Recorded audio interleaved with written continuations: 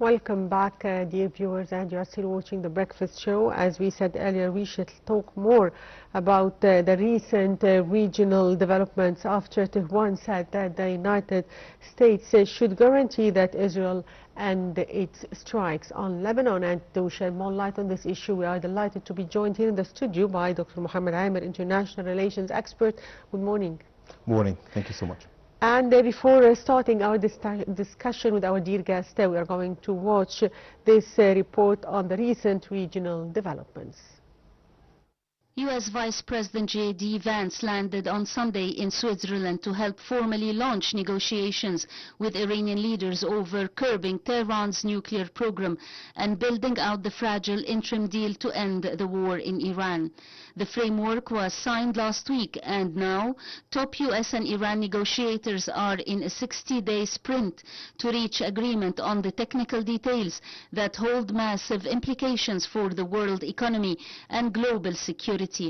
Yet the first days of that two-month period were complicated by the subsequent announcement by Iran's military that it had closed the Strait of Hormuz, the vital waterway that transits a fifth of the world's trade oil and natural gas.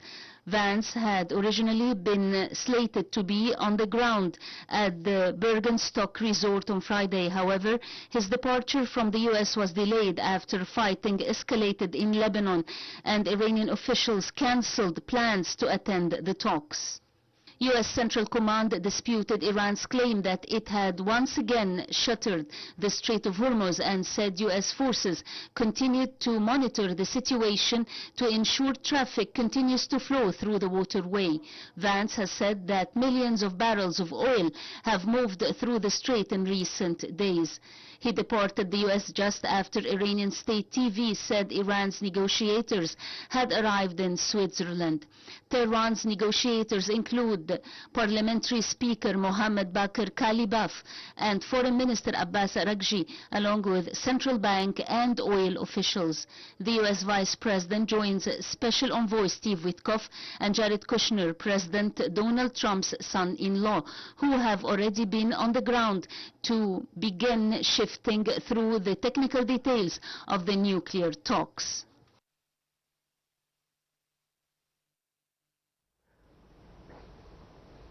And back to you, Dr. Mohamad Amer, international relations expert. As we have just listened to this report on the latest developments in the Middle East and the Iranian-Israeli crisis, and how do you see the recent developments and the memo that was signed recently between the two sides, and could you please shed more light on the main points of this memo?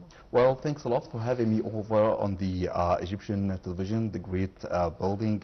So actually, notwithstanding the informal nature of the Memorandum of Understanding, still we have a clear situation. It's a de-escalation versus sanctions relief. So actually, we have this situation right now. It's only for the American side, it gains profit from only ensuring that the enrichment of uranium stops at only 60%, which is not enough for, of course, declaring nuclear weapon manufacturing. And on the other side, the Iranian side, actually, they stop their own proxy attacks by Hezbollah in Lebanon, Houthi in Yemen, and also in Gaza and in Iraq. So actually, this agreement, it's informal. I know this is an informal memorandum of understanding, but actually it paves the way for a formal agreement that may happen in the future.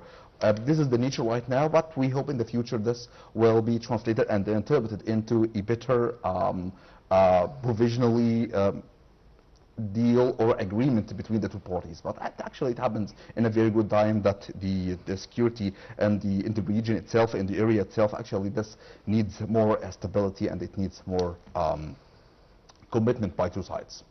So, sir, why is it said that the memo has achieved the urgent targets of the two sides? Because actually we have political games and we have also political games and we have economic games. So actually America ensures that Iran stops the attacks and Iran stops the enrichment, and actually it serves as a cooling agent for the whole region in the Middle East. Both parties, they acquire more information about each other, about the situation here in the Middle East, and also Iran gets benefit from unfreezing their own financial funds at international banks. Also at the American side, they actually gain from the cooling agent, as I mentioned before, because actually if the Middle East is now turning into a more open armed conflict, this actually will lead to a lot of losses to the American economy. So I think both parties, they will get benefit from this, but actually this needs to be interpreted in the future. And do you think, what are the main immediate objectives? Immediate objectives is that it serves as a cooling agent. The whole region needs to be cool. It needs to be to gain more stability for both parties, Iran and also the United States, and they're all also the proxies here in the Middle East. I'm talking about the attacks on Lebanon, on Gaza, on Iraq, so actually, and it's especially against Iran. So actually, if it served as a cooling agent, this is the objectives that are immediate or direct to be gained in such time. So, sir, also, how would the memo affect the security and stability of the region? Of course, if you monitor the missiles launched by Houthi, launched by Hezbollah in Lebanon, in Yemen, and also in Gaza and Iraq, so actually this destabilizes the security here in the Middle East. If this continue to happen, this will lead to a more armed conflict that both parties actually they need a time to cool down, to take a breathe in order to develop their own papers, to develop their own documents, to prepare themselves for the future. I think both economies have been negatively impacted by such war. So I think an immediate take breathe or stability is a very important point, is a necessity in order to continue for a better future for the whole region and also for the American side, of course. And what is the impact of this memorandum on the Middle East tension? Of course, actually, we've been talking about this for a certain while. Egypt has been playing a very important role along with Qatar and Turkey. They have been responsible for calling for is only an even intermediate or even a mediatory region for stability and peace. This will actually lead for even more economic growth for the whole region. This will lead for political stability for the whole region, stopping the missiles, stopping the rockets, stopping the drone attacks by the Israeli part, by the Iranian part. Actually, this will be a very important step for the future of the whole region, and both parties, the American side and also the Iranian side, they don't want to continue this conflict. And so do you think that this memo will last for a while? Well, actually, we only noticed yesterday that the Iranian side has declared the closure of the Hormuz Strait for I don't remember how many times. Actually, this is maybe a negative step by the Iranian side. But and what encouraged Iran to do that, to close this? Well, actually, it's a power game played by the Iranian side and also the American side. But they play politics, but they don't want to refer back to get back to the armed conflict. But the closure of the Hormuz Strait, actually, this means that they are not serious. They are not serious enough to go on in this treaty. They only want to gain time, to take breath, like I mentioned before. The American side will not be violently responding to this, believe me. They actually will respond in only politics, in closed rooms, in negotiations, but actually it's a standstill, it's a checkmate. And in your opinion, what are the challenges and the obstacles that face the memo? Well, the stubbornness of both parties. I think the Iranian side is even more stubborn than the American side. During what we watched during the G7 summit and the presence of His Excellency President Abdel Fattah al-Sisi there, they wanted guarantees, they wanted insurances on the ground that both parties play well, they don't impact the memorandum of understanding. They want to make this agreement even a formal one. But actually, we need real standstill. We need more serious guarantees by both parties. I think the Iranian side is more stubborn about this, and they need to just to keep calm and play on the right politics about it. Also, sir, how do you assess the recent statements by Tehran regarding the situation in Lebanon? So actually, this is what we call they are more stubborn. Actually, if they are like putting one step on a place and they are looking for another step on from the other side. Actually, it's very important for the Iranian side to understand that the attacks against Lebanon will continue as long as their own proxies and Hezbollah will keep attacking the north of Israel. So if both parties only stopped this, I don't want to call an intermediate like armed conflict or something like that. If the Iranian side just convinced its proxies in Hezbollah or in the south of Lebanon, this actually will lead to a more peaceful phase in the future. So actually, it's the role of the Iranian side, and also the American side can convince the Israeli side also to stop its assaults. And now the viewers will watch this report on the situation in Lebanon. Fresh Israeli strikes in the south and east of Lebanon have killed 7 civilians on Saturday. Lebanon's health ministry made the announcement, adding that late on Saturday, 5 civilians, including a woman and a child, were killed in the east of the country, and 2 Palestinian civilians were killed in the southern Tyre region. The ministry noted that the Israeli strikes came before a pause noted by a news correspondent when the Israeli occupation army said it had received orders from the country's political leadership to halt fighting in southern Lebanon.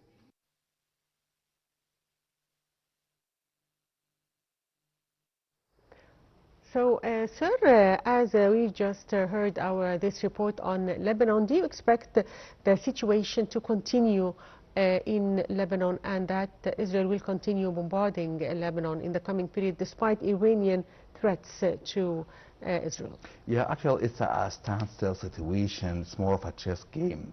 So actually, as long as Iran keep convincing the Hezbollah agents in Lebanon, keep attacking the Israeli north, and also the Israeli side keeps attacking the south of Lebanon, actually we will still have this armed conflict ongoing. Actually, I think the mega players in the region, Egypt, Turkey, and also with the intervention of the American side, actually this can lead to only a peaceful phase in the region. But actually, this needs to be based on the conviction of both parties, the Iranian side and also the Israeli side, and also the American side to keep calm, to just take a step back in order to make sure that we have an agreement that's moving forward. And we have seen this in G7 summit, and I think both parties want to cool down and to stop this armed conflict, but actually you can see that only one step here, only one step there, only few mistakes that happen from both sides, this will lead to even a more fiery, of course, conflict in the region. And in your opinion, what are the economic gains of this agreement? Well, actually, this was a statement by the U.S. President Donald Trump. Actually, he mentioned that once mentioning that we have agreement with the Iranian side, like the prices of gas and thanics and oil products, actually they have just downgraded like thousands of points, and also the market itself acquired a lot of points, thousands of points. Actually, this will lead, if we have stability in the region, this will lead to a lot of economic gains.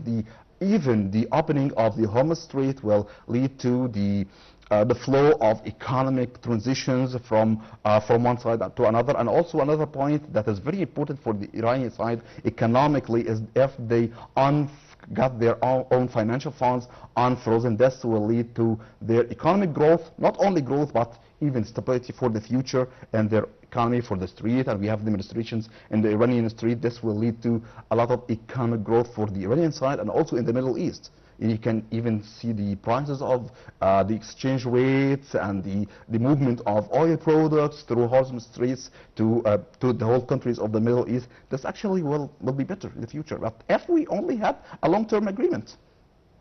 And what are the prospects of turning the agreement into long-term one? Actually, this is the dream that the President Donald Trump wants to achieve. But actually, in such a fragile situation in the Middle East, with the missiles, with the drones, with the rockets, with everything, actually, I think this can be attainable, but not currently. It needs a lot of guarantees, and I think the intervention of the Egyptian state, also in cooperation with Turkey and Qatar and Saudi Arabia, actually, this can happen in the future, not only in the future, but not currently, if both parties kept stopping their own operations or sending proxies. They can convince their own agents on the ground to stop such attacks. Actually, this can be attainable in the future, but not in the near future. I don't think so.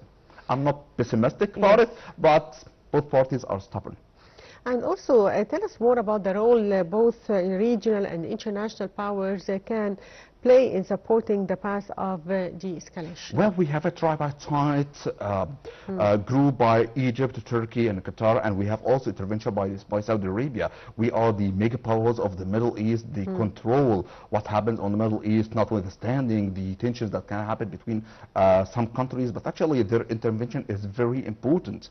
If we already watched what His Excellency the President said in during the G7 summit, actually, it was very important for him and also for the Egyptian state itself to keep stability in the region, because actually even the Egyptian economy itself got affected, negatively affected and impacted by such attacks. The whole region would have a stable phase, stable life, economic growth, financial growth, political stability.